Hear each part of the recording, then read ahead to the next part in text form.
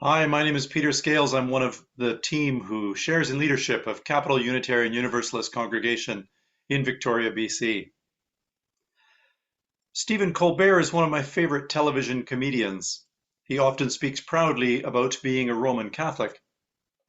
For Catholics, Lent is a time leading up to Easter when many believers try to suffer a little by giving up something they love. One year, Stephen Colbert said, "For Lent, I'm going to give up being a Roman Catholic." He shuddered and his eyes widened. "Suddenly I feel spiritually empty. This must be what Unitarianism feels like," he said. When he said that, I laughed and laughed. I laughed in part because of Colbert's delivery. I also laughed because he's correct. Most Unitarians do not live in a world of magical thinking and invisible friends. Most Unitarians do not believe in sin, therefore we do not believe in the remission of sin. And most of us find bizarre the notion that one man, even a very, very special man, could suffer torture and death so that our sins could be dealt with and our suffering could be relaxed. For me, as a humanist, a core of my theology is that if I miss the mark, then there is no magic that can take away the sting of the error. The inherent part of my inherent worth and dignity is that I am good enough for my own sake and not because a mythical being injected me with goodness at conception. Similarly, when I act badly, there is nobody I can blame but myself. If this talk goes poorly, I cannot blame ChatGPT or Elon Musk. Before I get too far, I want to make it clear that I'm only speaking of my humanist view of faith. Millions of people have religious experiences that are undeniable, and I do not want to challenge the faith of anyone else. If you find peace in your belief in one of the gods or in a non-humanistic system of thought, then I wish you all good things. Similarly, if you attend or belong to another faith tradition, maybe you are visiting a Unitarian congregation for the first time, many religious rituals and observances have positive social benefits. I hope your tradition gives you peace and helps you to be your best self. So with those introductory remarks, let's get into this morning's homily, A Humanist View of Faith. I want to tell you three things in this homily: what humanism is, what faith is, and how humanism and Unitarian Universalism dovetail. As I talk and during any discussions afterwards, I want you to think of how faith and humanism help people and help justice and peace. My brother, sister, and I had a liberal upbringing in many respects, and I am arguably a good person, despite having no fear of any gods. I was about 25 when I read the definition of secular humanist, and I decided that I was one of those. When I became a Unitarian in my early 30s, I did not have to change my thinking or leave behind anything precious, because it turned out that I was already essentially a Unitarian. I just did not know the hymns and the readings yet. So what is faith? We often talk about someone having a faith in something, meaning an allegiance to a duty or a duty to a person, a loyalty. We also talk about fidelity to one's promises. So I have faith that your promise is true. And people talk about acting in good faith, meaning sincerity. There's also the faith that religious people sometimes talk about. Faith is a belief and trust in and a loyalty to God, belief in the traditional doctrines of a religion. And faith can mean a belief in something for which there is no proof. Complete trust. So can a Unitarian have faith? Yes, we can have faith in the people around us, faith that our services will start on time. I wonder if Unitarians can have faith in the principles and sources. Still not sure about that one. But most Unitarians do have faith that a supernatural being, most Unitarians do not have faith that there is a supernatural being guiding world events, or that a magical ghost is going to return to Earth someday and judge the faithfulness of the quick and the dead. Maybe when Unitarians say faith, we mean trust more than faith. In a recent talk at the UVic Center for Studies in Religion and Society, someone suggested that when people are in the dark forest or along a surging ocean and they report a spiritual feeling, how many of you have had that? A better word to describe what they are feeling is awe. Many of us use the words spiritual and awe every day, and we might conflate them. I know that I have. I learned last week that American psychologist David Yaden interviewed 501 subjects about their awe experiences. Dr. Yaden has published an awe experience scale, a 6-factor structure including altered time perception, self-diminishment, connectedness, perceived vastness, physical sensations, and need for accommodation. Dr. Yaden has experienced awe moments that he used to call spiritual, and he's now working with psilocybin to induce awe experiences and to help people. I've only scratched the surface of his work. His last name is spelled Yaden, Y-A-D-E-N, if you're searching. You can expect another homily someday about Yaden's work. Most people I talk to would say they find connection to the divine when they are in nature. They might not be able to define what they mean by divine, but they know that it is in nature. Prominent sociologist Dr. Paul Bramadat calls this reverential naturalism, which starts not with religion, but with an enriched and open naturalism. Many Unitarians would accept reverential naturalism as a description of their core spirituality, and that may be linked to their sense of awe. Still related in this thread, Emil Durkheim wrote in 1912 and came up with the phrase collective effervescence. Durkheim wrote that a community or society may at times come together and simultaneously communicate the same thought and participate in the same action.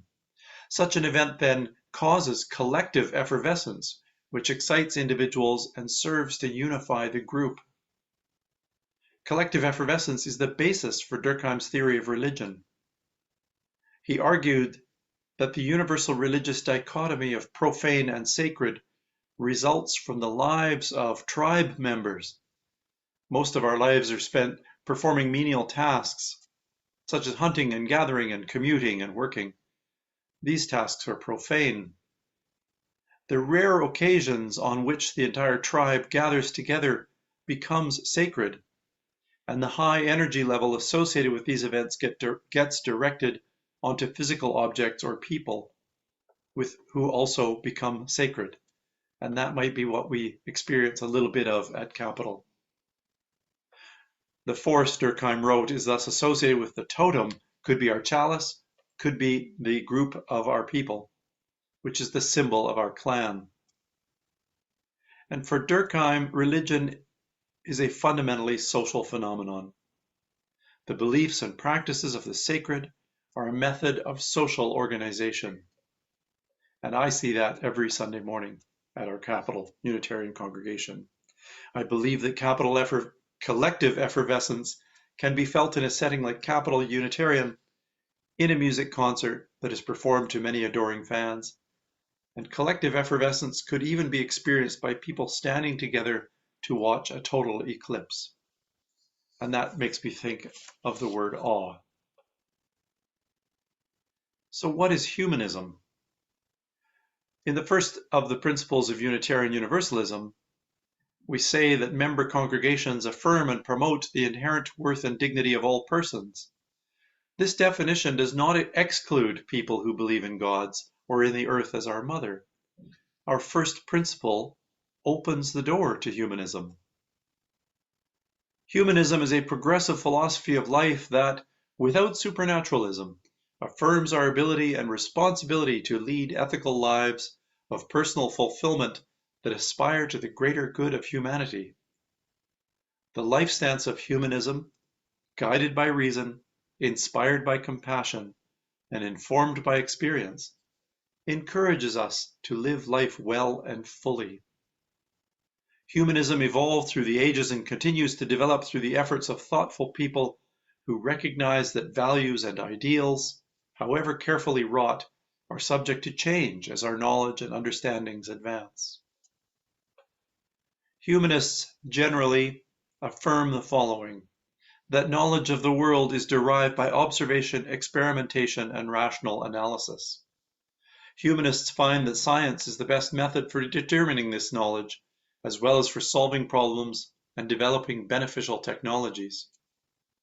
We also recognize the value of new departures in thought, in the arts, and inner experiences, each subject to analysis by critical intelligence. Humans are an integral part of nature, the result of unguided evolutionary change. Humanists recognize nature as self-existing. We accept our life as all and enough, distinguishing things as they are from things as we might wish or imagine them to be. We welcome the challenges of the future and are drawn to and undaunted by the yet to be known. For humanists, ethical values are derived from human needs and interests as tested by experience. Humanists ground values in human welfare shaped by human circumstances, interests, and concerns, and extend to the global ecosystem and beyond. We are committed to treating each person as having inherent worth and dignity, and to making informed choices in a context of freedom consonant with responsibility. Humanists generally believe that life's fulfillment emerges from individual participation in the service of humane ideals. We aim for our fullest possible development and animate our lives with a deep sense of purpose, finding wonder and awe in the joys and beauties of human existence, its challenges and its tragedies, and even in the inevitability and finality of death. Humanists rely on the rich heritage of human culture and the life stance of humanism to provide comfort in times of want and encouragement in times of plenty. Humans are social by nature, and we find meaning in relationships. Humanists long for and strive toward a world of mutual care and concern, free of cruelty and its consequences, where differences are resolved cooperatively without resorting to violence. The joining of individuality with interdependence enriches our lives, encourages us to enrich the lives of others, and inspires hope of attaining peace, justice, and opportunity for all. Humanists are concerned for the well-being of all, are committed to diversity, and respect those of differing yet humane views. We work to uphold the equal enjoyment of human rights and civil liberties in an open, secular society, and maintain it as a civic duty to participate in the democratic process and a planetary duty to protect nature's integrity, diversity, and beauty in a secure and sustainable manner. Thus engaged in the flow of life, we aspire to this vision with the informed conviction that humanity has the ability to progress towards its highest ideals. The responsibility for our lives and the kind of world in which we live is ours and ours alone. Some of what I've just spoken, I've taken directly from the American Humanist Association's brilliant website. Many humanists, Unitarian and non-Unitarian, are uneasy, to say the least, with spiritual magic and the idea that gods are directing and observing human or global events. Humanists tend to see the world with a sense of what you see is what you get, that this life is the only life you get, and there is nothing afterward except your body's return to matter and energy. I like what a retired interfaith hospital chaplain posted online. Religious and skeptical humanism are optimistic movements, full of hope and enthusiasm. These humanist movements attract large numbers of young people who learn all the classical virtues and practice them in the world, only they don't have a theological or spiritual overlay. Many of the Unitarians that I know, indeed many of the people of British Columbia, live with essentially humanistic ideals about how to live and how to be in community with others. So those are a few words about what humanism is. I just want to say a few things about what I think humanism is not. I want to say that humanism is not atheism and is not agnosticism. Humanists do not need to have an opinion on the existence of any of the gods, which is, for me, is what atheism and agnosticism speak to.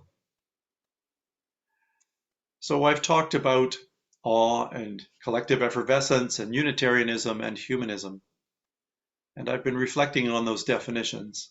I want to just say a few things about what humanism is to me. Pluralism is one word to describe holding two belief systems. In my view, there is room for pluralism. People can be humanist and Jewish, humanist and Hindu, humanist and atheist, and humanist and Christian. It's not all or nothing, this life. But humanism is people before gods. In my mind, people who act today in such a way as to improve their chances in heaven are essentially not humanists if they're working for heaven. They might be 80% humanist. I believe that our Unitarian principles can guide us towards humanism, while also leaving plenty of space for awe and spiritual teaching.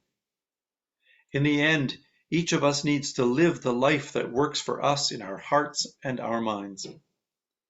Let me repeat a phrase I spoke earlier from the Humanist Manifesto. The life stance of humanism, guided by reason, inspired by compassion, and informed by experiences, encourages us to live life well and fully. If your strivings and meditations lead you to a god or many gods, and you are still able to live in society and peace, then I embrace you in all of your pluralistic and hyphenated humanism. So what does a religious home look like? Could this be a home for humanists? There are two kinds of religious homes, maybe three. In one kind of religious home, the people at the front of the room tell the people in the chairs what to believe.